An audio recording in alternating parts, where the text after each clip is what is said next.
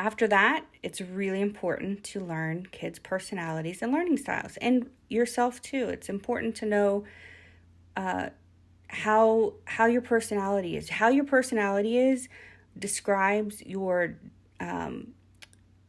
pattern of thoughts, your feelings, your behavior across different situations.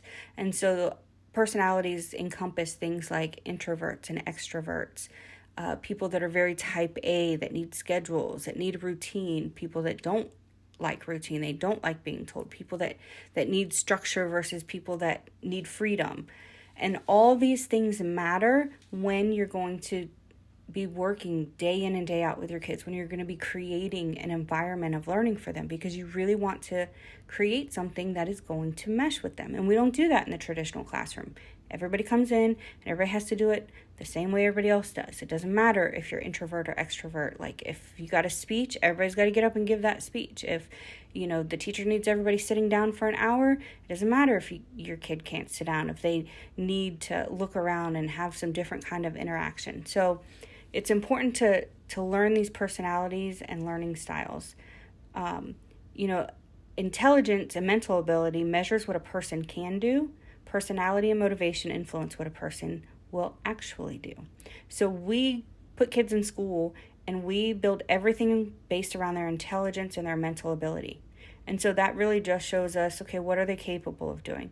But when we do things based around kids' personality and their motivation, then we can see things that they will do. Kids will push harder if they're interested. If we put them in an environment where they feel safe, where they feel comfortable, where it meets their personal needs.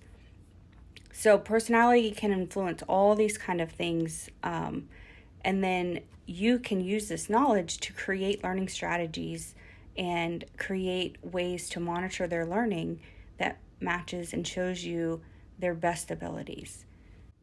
So another really good example of this is like if your child really likes detailed directions and lists, so they know exactly what's expected, but you just give them a topic and say, hey, go study this topic and write a paper about it. Those kids might struggle with, like, well, what part of the topic am I supposed to focus on? How much information do you want? You might think, because you enjoy flexibility, that you think this is a great idea. Give them the flexibility to do whatever they want. But your kid might find it completely overwhelming, and they might just either shut down or ask a million questions.